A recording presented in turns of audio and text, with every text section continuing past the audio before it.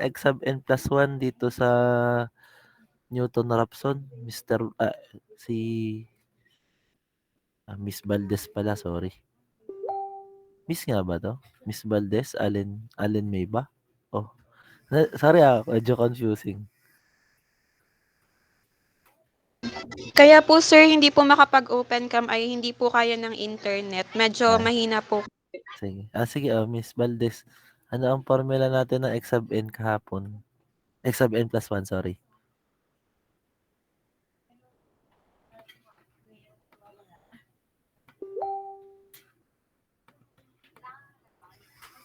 Ready na ng mga Excel, no? Ano, Miss Valdez, yung ating formula ng x sub n plus 1 kahapon?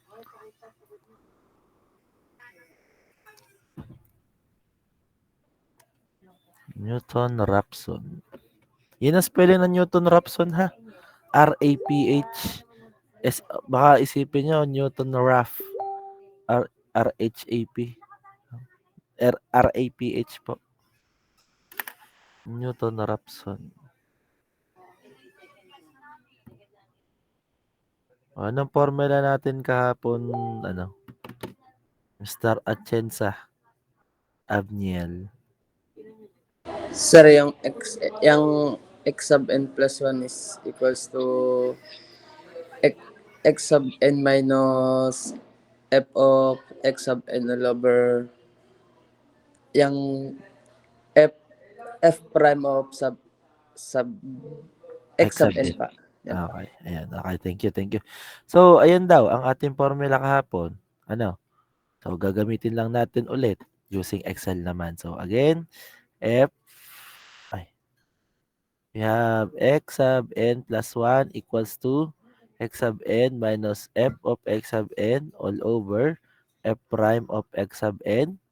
Since sa ating formula ay kailangan ng f prime of x sub n, so una, kuhanin natin ang f prime of x.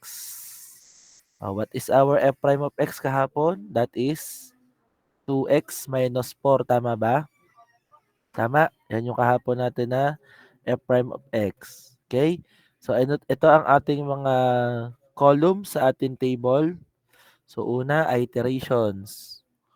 Pangalawa natin ay x sub n. Pangatlo ay f of x sub n. Pang-apat ay f prime of x sub n. Panlima ay x sub n plus 1. At panghuli ay epsilon a natin.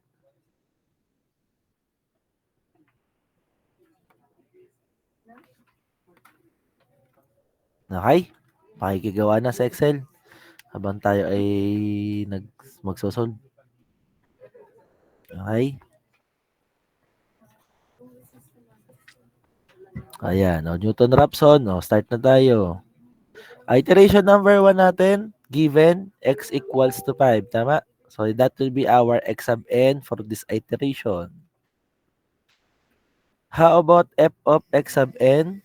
So, we just copy our function of x here and apply it to this cell. So, we have x sub n, quantity squared, and then minus 4 times the x sub n, which is this one, and then minus 7.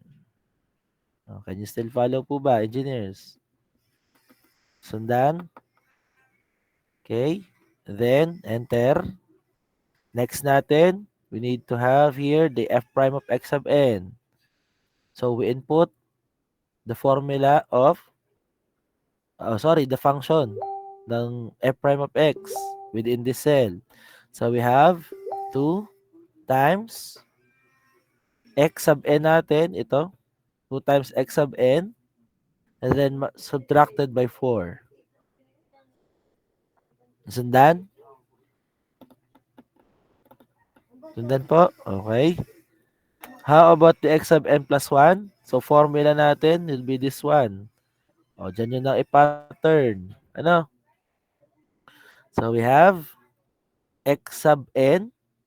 So, this is our x sub n minus, open parenthesis, f of x sub n divided by f prime of x sub n. O, pinag-divide ko lang ha.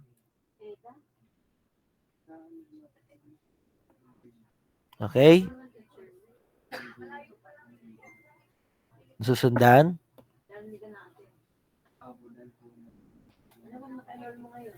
Okay.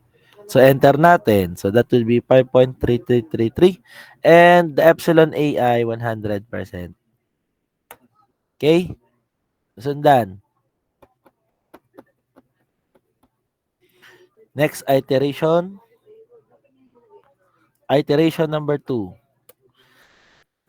As you can see, for our iteration number 2, yung ating magiging x sub n is just the previous x sub n plus 1.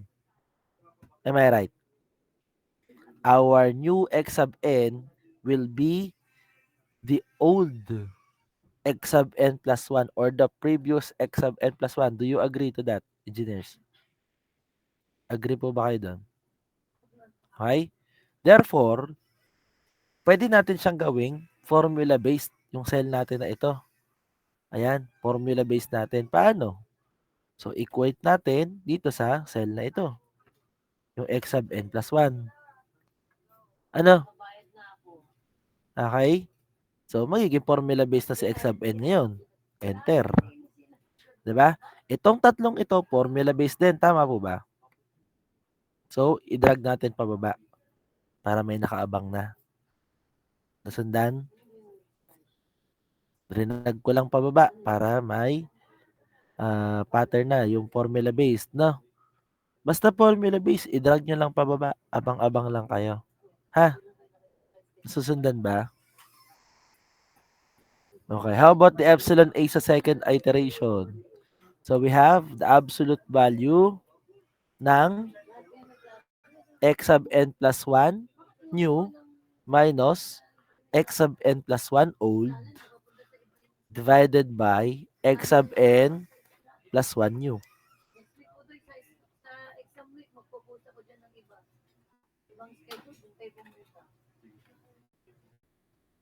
Okay na? Enter natin. Okay? So, ganito engineers, kapag ka Newton-Raphson, titigil po kayo sa iteration na ang f of x sub n ay 0. Again, ang dapat na value ng f of x sub n natin ay 0. Bakit? Pag sinabi natin na f of x sub n ay 0 na, meaning nun, yung ating value ng x sub n, ay, yun na po yung exact value ng root. Tama ba? Yun na po yun. Yun na yung exact value ng root. So, dito, since all of these cells here are formula-based na, so, pwede na natin siya i-drag down pababa. Tama ba? Lahat kasi formula-based na. Kaya dinanag down ko na lang pababa. Kaysa isa-isahin ko yan. Lugi pa ako, no? Diba? Ayan.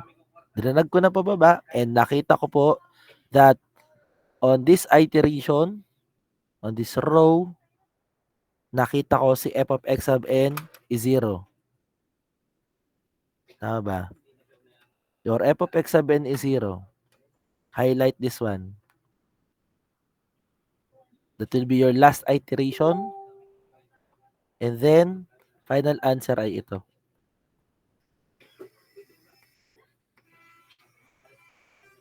Okay? Our final answer will be the x sub n plus 1 at that iteration. Nasundan po ba? Okay, thank you. How about the others? Nasundan yung pag-excel? Okay? So that will be our final answer, 5.31662,479. Okay? We now go on to this next problem here. Estimate the root of f of x equals to e raised to negative x minus x, employing the initial guess x equals to 0. Okay? So I'll just copy this column headers. Dito, lagay ko lang sa baba, ha? Same lang naman kasi. Ayan. Okay?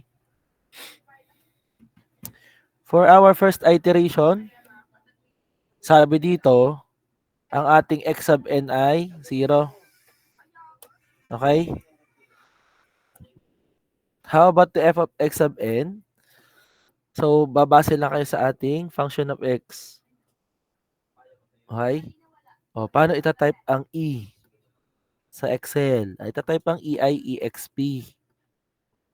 exp open parenthesis. Ano? Sir, hindi na po ba i-erase? Hindi na kailangan kapag ka exponential. exp. Ano? So, exp, tapos, ano yung kanyang exponent? So, negative x. Tama ba? So, negative of xn. Nasundan. Negative of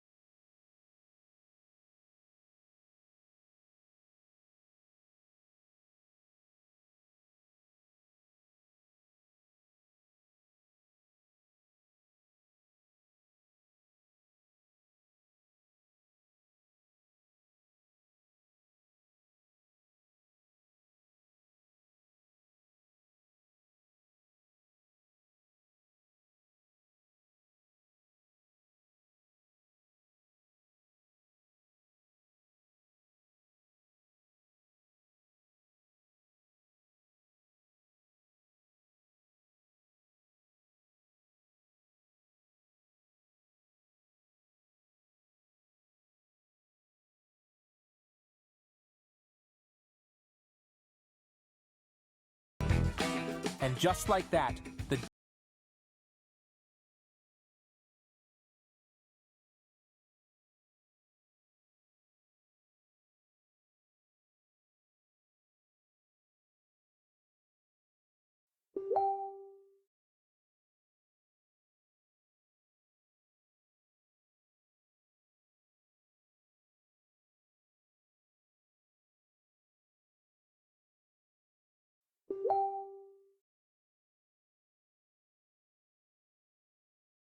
hello. Kaya naka-open ang mic ko. O, ayan na yung ating ano ha. E raised to the negative x minus x. O, ito yung ating naging formula. How about dito sa f prime of x sub n? O, para makuha si f prime of x sub n, kailangan nyo muna kuhanin si f prime of x. What will be our f prime of x dito? Engineer tumatawag.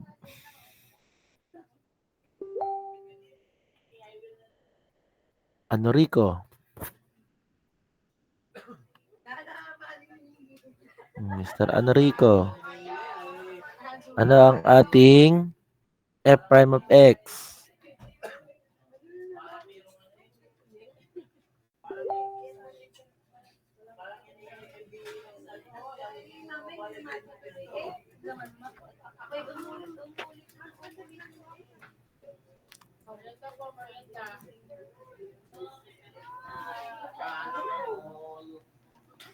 Wala. Si Cardenas. What is our f prime of x? Negative e raised to negative x minus 1 po. Okay, thank you. Ayan. Dyan tayo babase. So, ang ating f prime of x sub n ay equal sa negative of exp. Open parenthesis, negative x. So, negative x sub n, close, minus 1.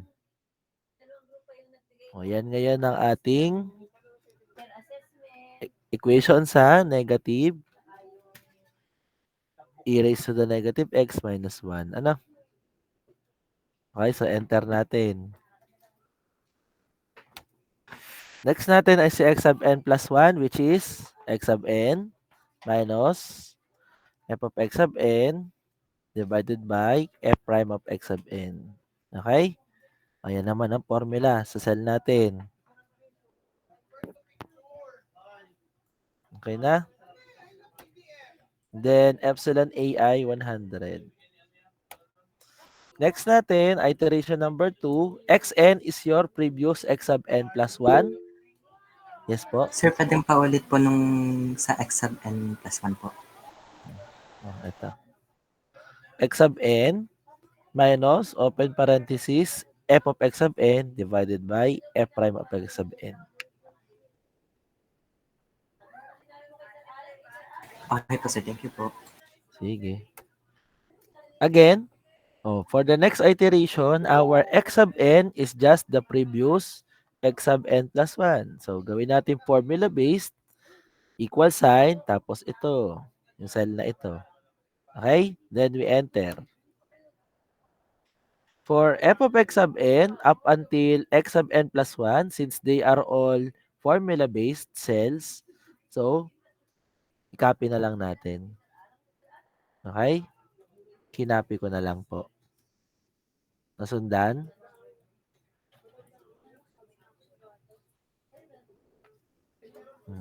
Tapos ito, papalitan natin, no? Nagawin natin absolute value of x sub n plus 1 new minus x sub n plus 1 old divided by x sub n plus 1 new. Okay? Nasundan po ba?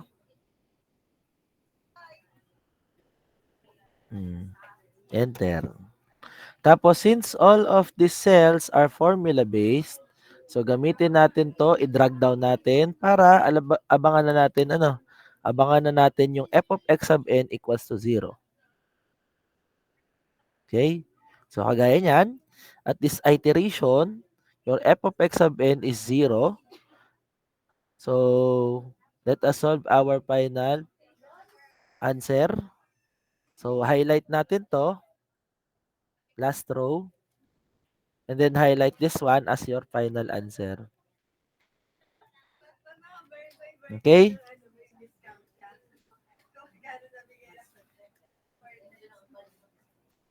So that will be our final answer. Ano? Yan po ang ating final answer. Okay? Nasundan po ba?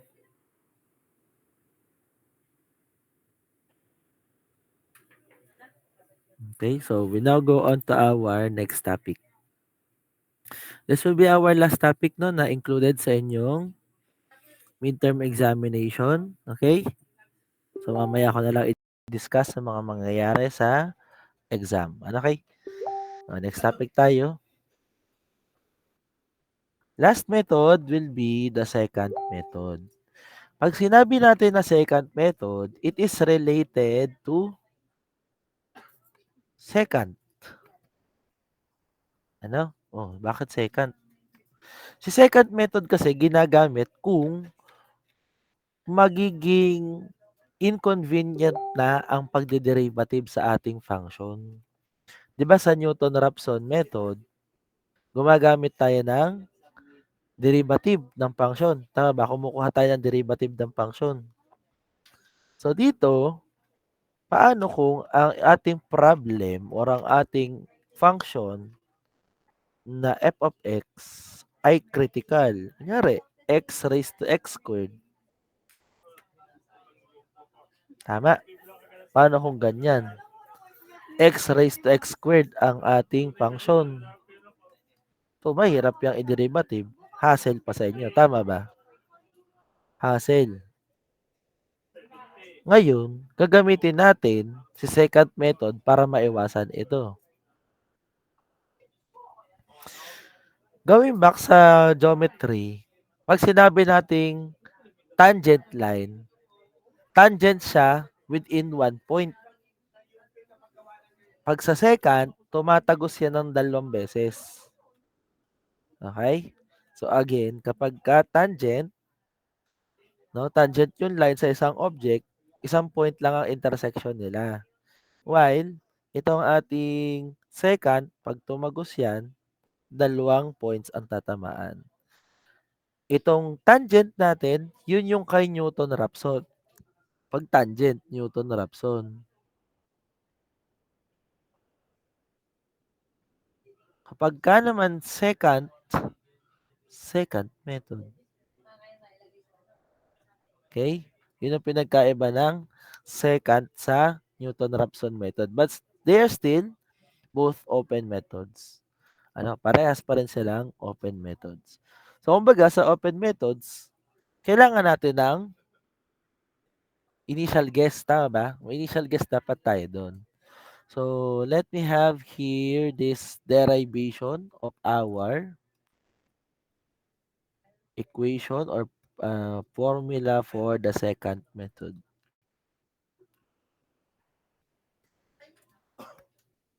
Okay. So, sa second method,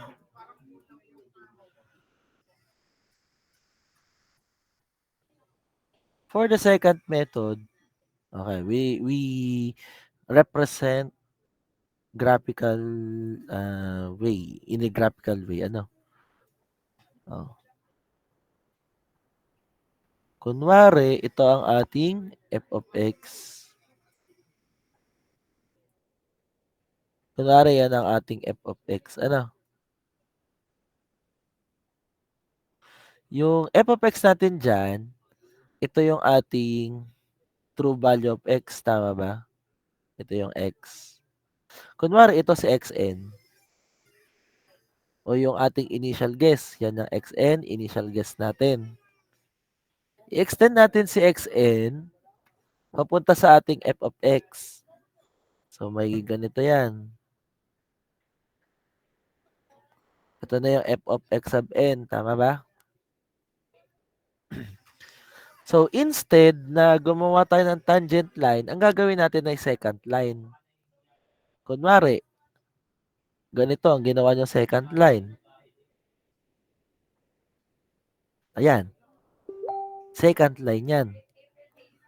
Bakit second line? Kasi sir, tumagos po 2 beses sa ating function of x. Kaya second line. Ang tanong, sino itong point na ito? Yung point na yan, ide-designate natin as f of x sub n minus 1. Okay? So, yung ating point na tinagusan sa f of x ay f of x sub n minus 1. Kung i-extend natin yan sa x-axis, ito.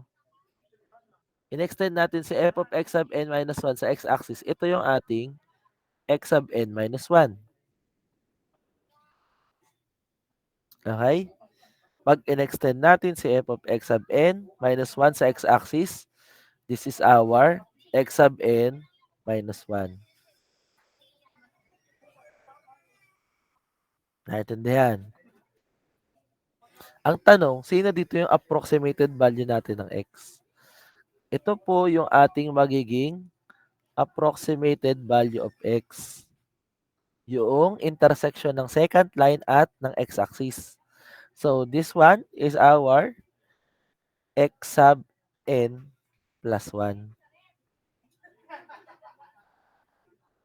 Kung ito yung x sub n minus 1, ito naman si x sub n plus 1. Ano? So, yan po ang ating graphical representation para sa second method. Ang tanong, paano naman natin kukuhanin si x sub n plus 1? So, ganito po ang mangyayari dyan. Ano? So, yung formula ng second method, no, ang formula ng second method ay kagaya lang din ng formula ng regular falsi.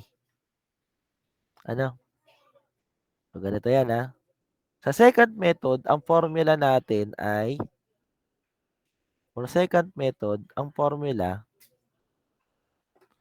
ay x sub n plus 1 is equivalent to x sub n minus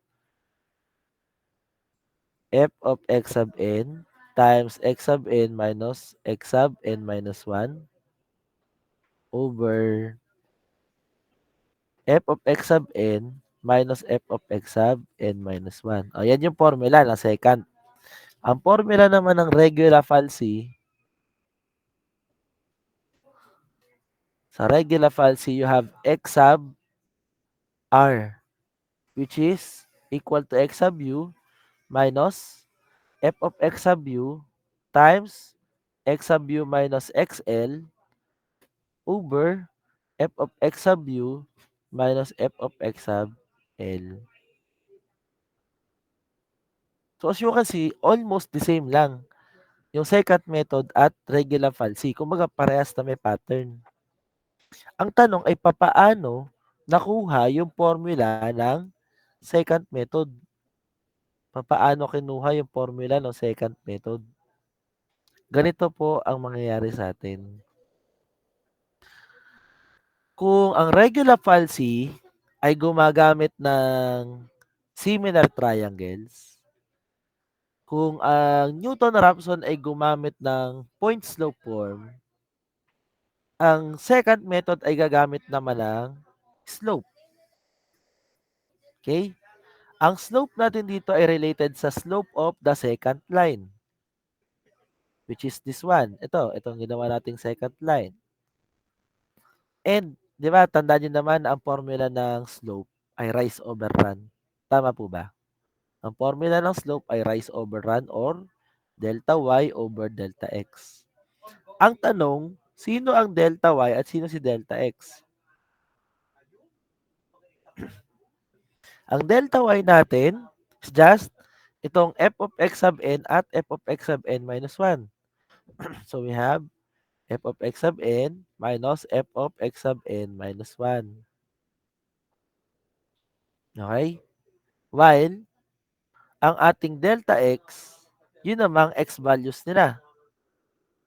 Ano? Which is x sub n minus x sub n minus 1. Okay? So, dyan tayo magbe-base. Sir, wala naman dyan yung x sub n plus 1 ah.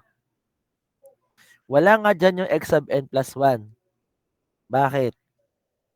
Kasi, dito tayo magpo-form.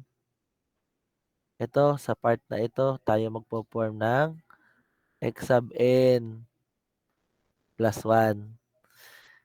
Diba ito pong point na ito ay tangent na? Tangent, itong line na ito. Kasi tumama lang sa point na yun, pababa. Tama ba? Eh, konektado lang din yan sa second line. So, meaning yan, yung tangent line dito ay parehas lang ng slope nung second line. So, kumbaga, m tangent equals to m second. Saan natin kukuhanin si M tangent? Doon sa formula ng Newton-Raphson. Diyan natin kukuhanin yung ating M tangent. 'Di ba sabi ko nga, si secant method related sa secant line. Si tangent line related kay Newton-Raphson method. Ang tanong, ano nga ulit ang Newton-Raphson? That is x sub n plus 1 equals to x sub n minus f of x sub n over f prime of x sub n. Dito po sa equation na ito, tingnan ninyo. Nasaan dito yung slope ng tangent line? Mula sa equation na to, nasaan dito yung slope ng tangent line? Naki-identify nga. Nasaan dyan sa equation na yan ang slope ng tangent line?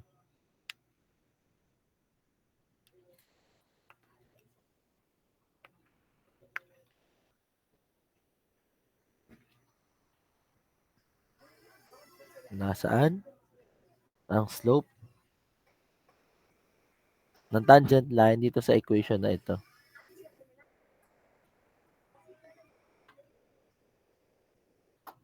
Wala kayong alam, wala kayong hula. Walang hula. Ang slope ng tangent line natin ay ito. Si f prime, 'di ba? Yung f prime of x sub n. Yan yung ating slope. Diyan yung makukuha yung slope ng line sa f prime of x sub n. Ano?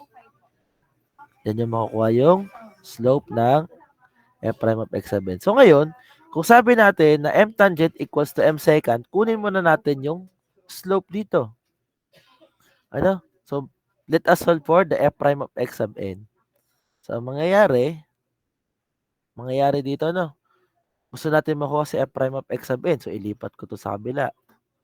So, ito magiging x sub n plus 1 minus x sub n equals to negative f of x sub n over f prime of x sub n. Diba? O, para makuha itong f prime of x sub n, pagpalitin natin to ng pwesto. So, magiging f prime of x sub n is equivalent to negative f of x sub n divided by x sub n plus 1 minus x sub n. So, yan ngayon yung slope ng ating tangent line. Ito. Oh, okay? Kung yan ang slope ng tangent line, i-equate na natin siya sa slope ng secant line. Kasi, di ba, m tangent equals to m secant. So, paano mangyayari dyan? Equate lang natin. So, we have here the m tangent which is f prime of x sub n, no? Which is itong equation na ito. Ito. So, negative f of x sub n over x sub n plus 1 minus x sub n. And then the equation naman for the m secant ay ito. Ito po, ano? So, we have here f of x sub n minus f of x sub n minus 1 all over x sub n minus x sub n minus 1. Okay? Susundan pa kaya? Susundan pa ba?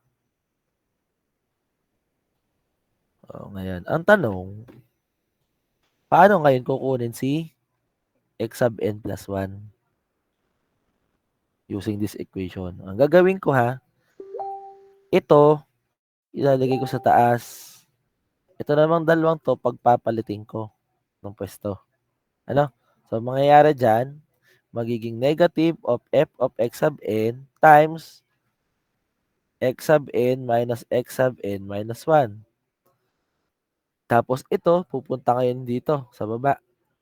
So, magiging f of x sub n minus f of x sub n minus 1. Okay? And then, itong dalawang to, pupunta ngayon sa taas. So, x sub n plus 1 minus x sub n. O, ang tanong, paano kukunin si x sub n plus 1? Adi, ilipat ko lang ito sa kabila. Okay? So, magkakaroon tayo ngayon ng x sub n minus f of x sub n times x sub n minus x sub n minus 1 divided by f of x sub n minus f of x sub n minus 1 equals to x sub n plus 1. So, that will be our derivation ng second method.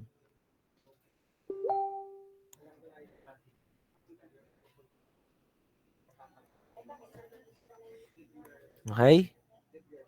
So, yan ang ating derivation para sa second method.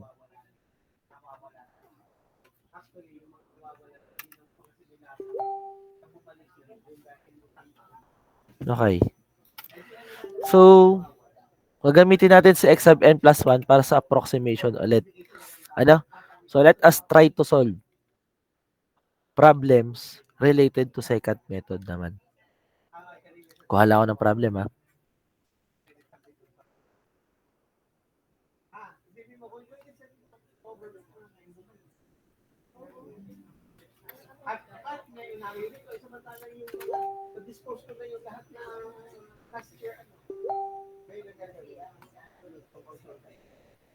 Ayan. Example. Find the root of the equation x squared minus 4x minus 7 equals to 0 near x sub 0 equals to 7 and x sub 1 equals to 6.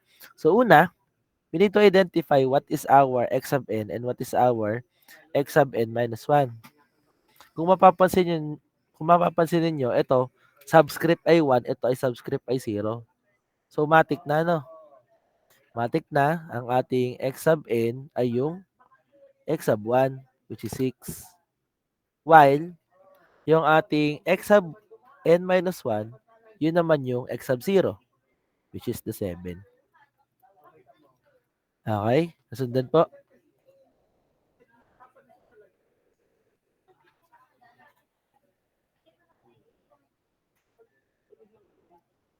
Okay, next natin.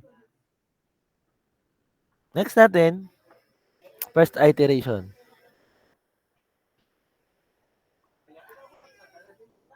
Sa first iteration, ang gagamitin natin ay x sub 1 equals to 6 and x sub 0 equals to 7.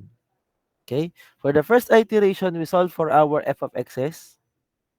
So, f of x sub 1, which is f of 6, that is 6 squared minus 4 times 6 minus 7. So, what will be our result here dito, engineers? Anong result natin? 5 po. 5. How about f of x sub 0? Which is f of 7.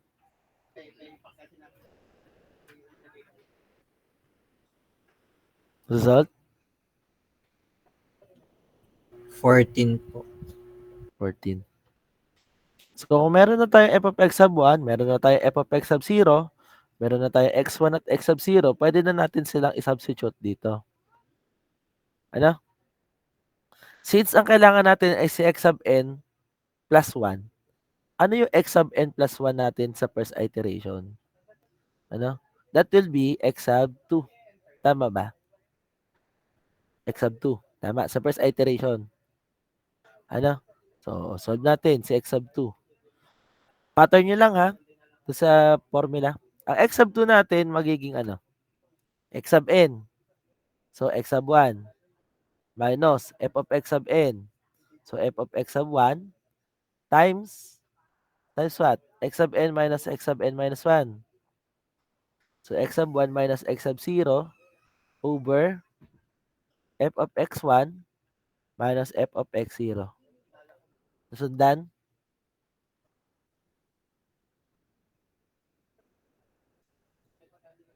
Substitute natin yung values. So, x2 equals to x1, which is 6, minus f of x1 which is 5 times x1 minus x sub 0.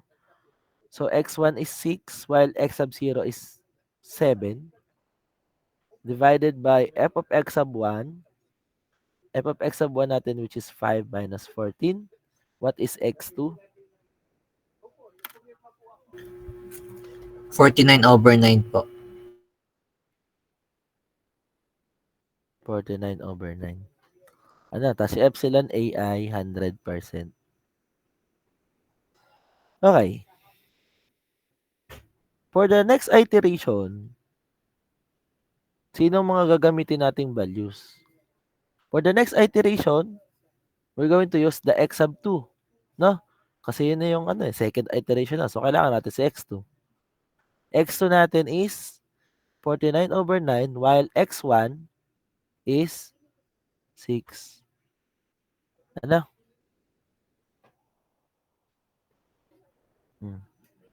We solve for our f of x sub 2, which is f of 49/9. Now, what will be the result?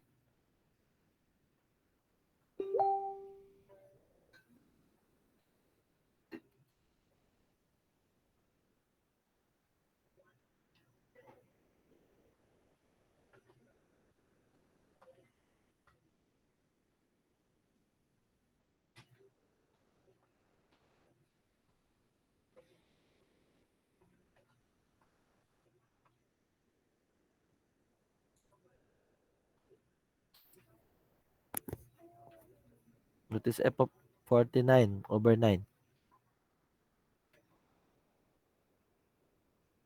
Ito yung equation na. Ayan, baka nakalimutan nyo. X squared minus 4x minus 7. 70/81 po.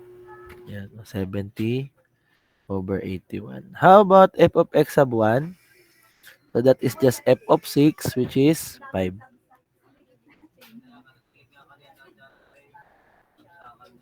Okay? O, sunod natin. Ano ang ating x sub 3? Sige nga daw, makiki-pattern ng x sub 3 natin. Anong formula ang gagamitin natin for x sub 3? Tawag tayo.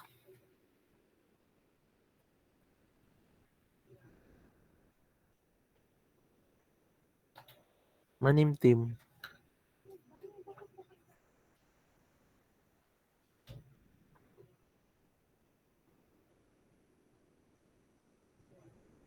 Manimtim.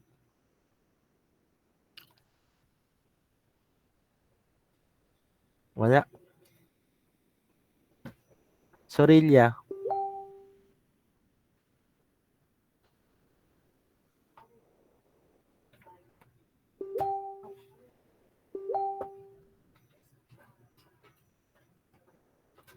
Chua.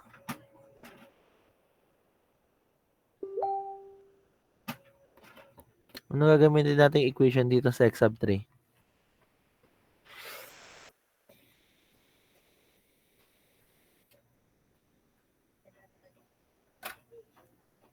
Anyone?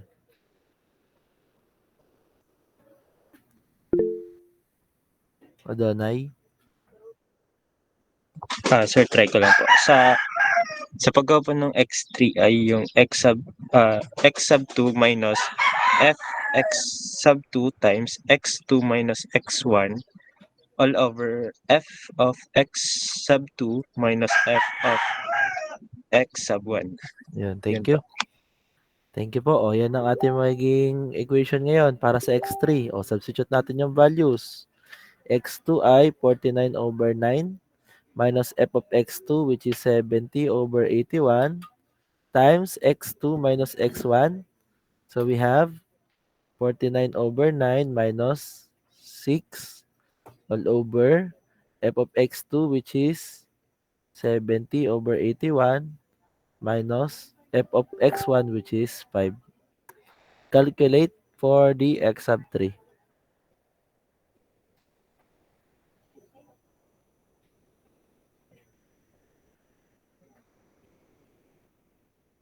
(357/67 po.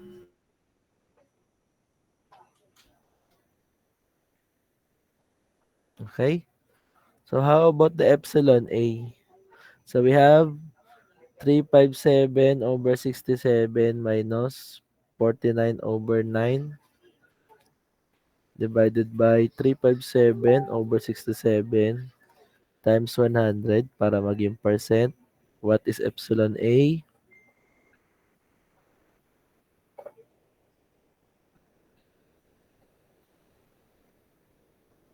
2.1786% po.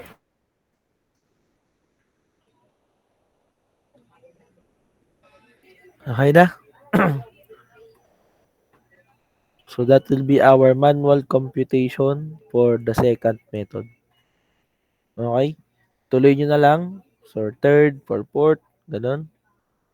Para makuha yung ating root. Ano? Tuloy nyo na lang yung calculation. Sunod. Solve naman natin to using Excel.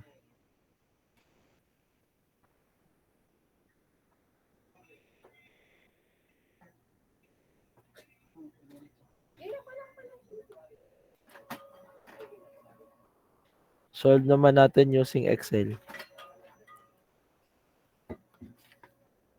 Kita na sa Excel? Yes po. Okay. For Excel, ito yung problem, same pa rin. Find the root of equation x squared minus 4x minus 7 equals to 0. Near x sub 0 equals to 7 and x sub 1 equals to 6. First column, iterations. Second column ay x sub n. Third column is f of x sub n. Fourth column is x sub n minus 1. Fifth column is f of x sub n minus 1. Sixth column natin ay x sub n plus 1. Last natin is the epsilon A.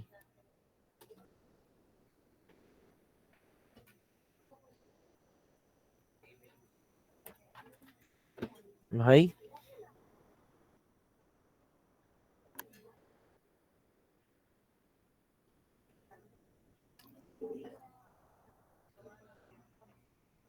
Sundan na sa Excel.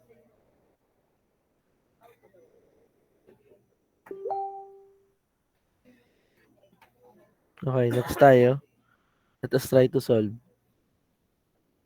For iteration number 1, our x sub n is 6, while the x sub n minus 1 is 7. Okay? For f of x sub n, we just copy yung ating function dito. So we have xn squared minus 4 times the xn and then minus 7. Okay?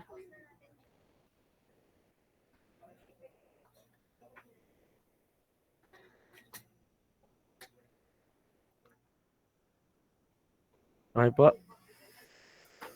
Sige. Since this is a function of x, pwede nating i-copy yung formula niya papunta dito sa f of x sub n minus 1. So, paste nyo na lang. Okay? So, yan. Naka-paste na.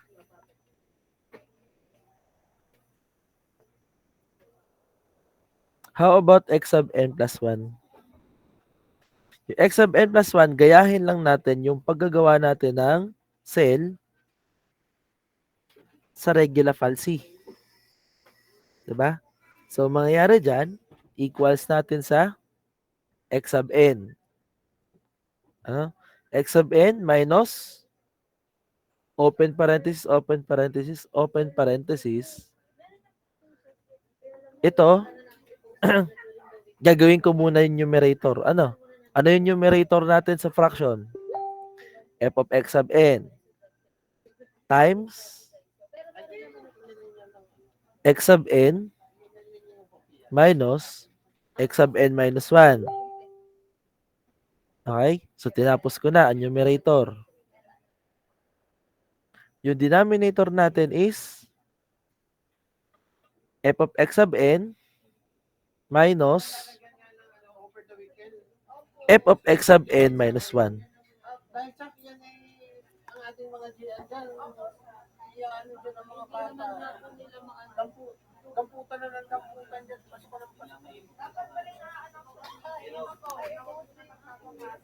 Okay?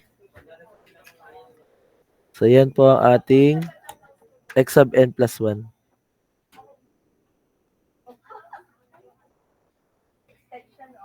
Okay po? Sundan ba?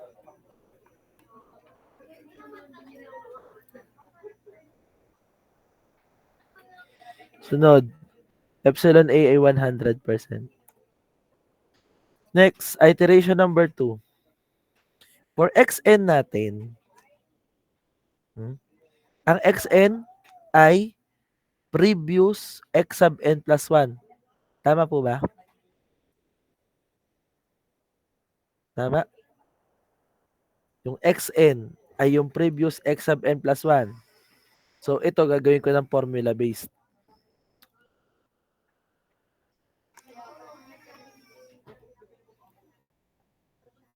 Okay po? Sundan? Sundan? Yung x sub n minus 1 natin, yun naman yung previous x sub n. Do you agree po ba?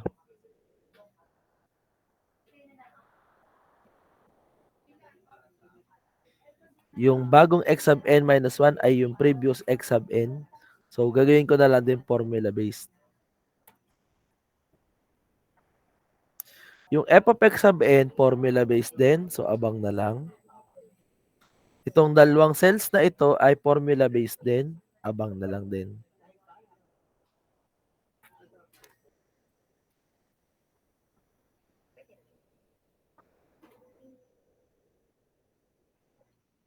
Okay?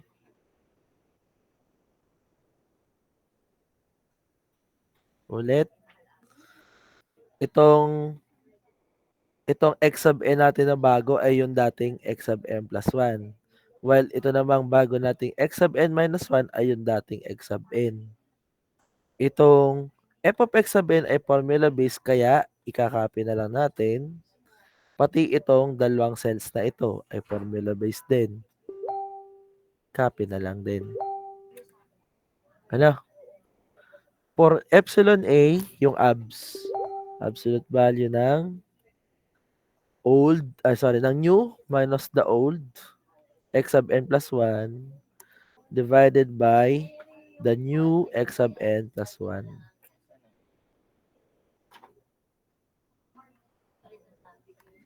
Okay?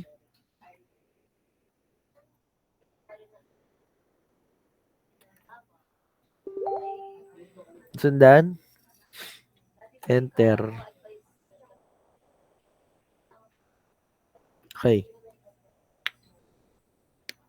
Ang sunod natin na gagawin dito, since all of these cells are all formula-based cells, i-copy na lang natin hanggang magkaroon ng f of x sub n na 0.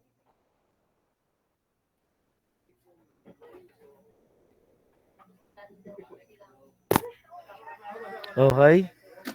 Lahat ng inyong formula-based na cells ay drinag down na lang hanggang makahanap ng f of x sub n na equal sa 0.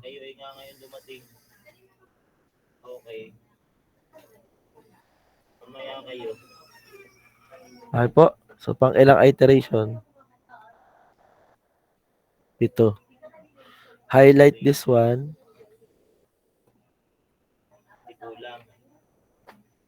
And then, ito yung final answer.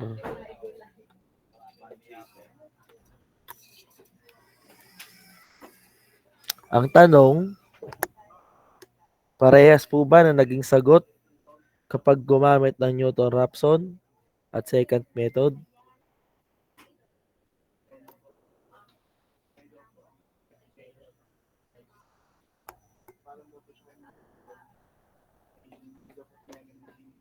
So, parehas po ng sagot. Parehas sa sagot, tama ba? Opo. Opo. Okay. So, next problem.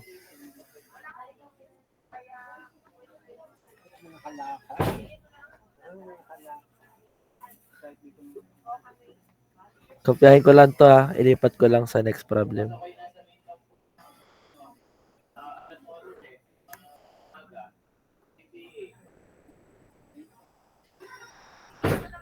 Okay. So, estimate the root of f of x equals to e raised to the negative x minus x, employing initial guesses of x sub 1 equals to 0 and x sub 0 equals to negative 1. Okay? So, sundan natin. Iteration number 1, our x sub n is 0, while x sub n minus 1 is negative 1.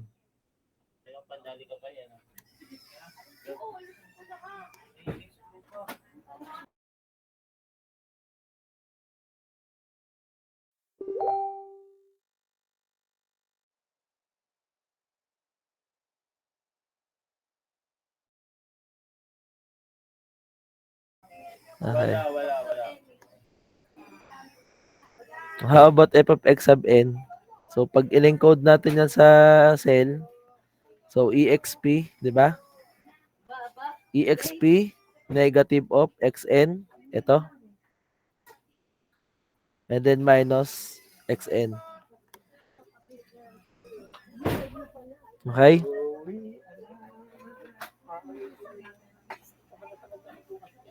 Sundan?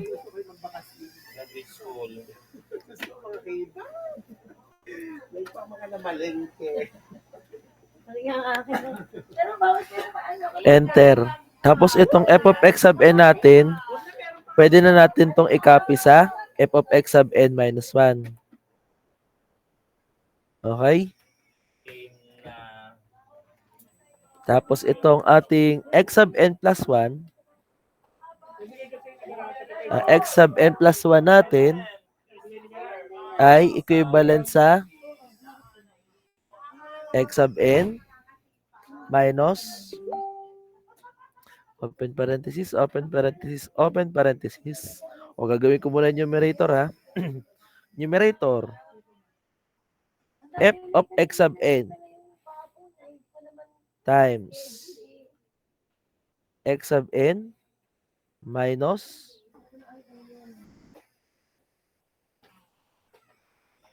x sub n minus 1.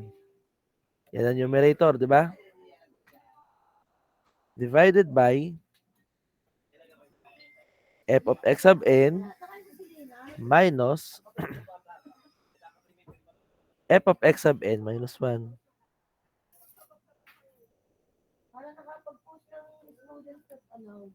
Okay? Uy, mag-post ka ha.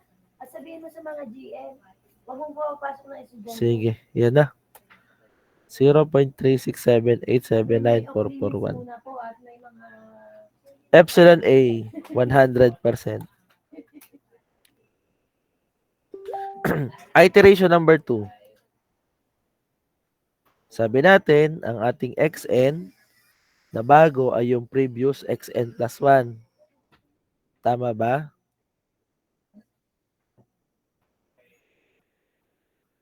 Yun namang ating bagong xn minus 1, yun naman yung previous na xn.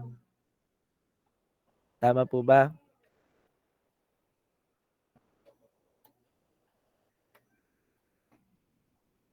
Ngayon, ito, f of x sub n, extend lang natin. Itong dalawang cell na ito, since they are all formula-based, extend lang natin. Nasundan po. Kunin naman natin si epsilon A, abs, open parenthesis, x sub n plus 1 old, new, minus x sub n plus 1 old divided by x sub n plus 1u. Okay po ba? Enter. Okay. So since all of these cells are formula based, so ang gagawin natin ay extend lang natin pababa, hanapin yung f of x sub n na 0 ang value. Kagaya niyan. So yung aking f of x sub n dito ay equal na sa 0. So that will be our last iteration. So which is in the 7th iteration. Highlight this row and then highlight this answer here. Okay? So that will be our final answer.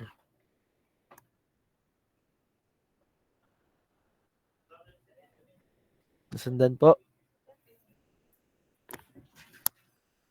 Ang tanong, parehas po ba ang sagot kung ginamit si Newton-Raphson dito sa second method? Parehas ang sagot?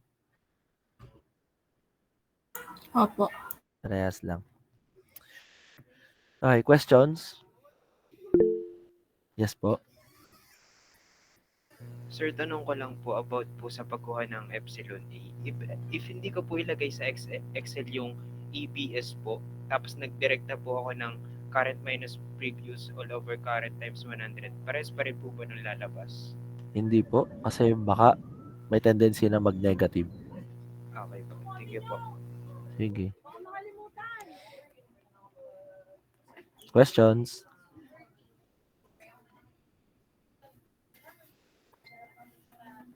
Tanong?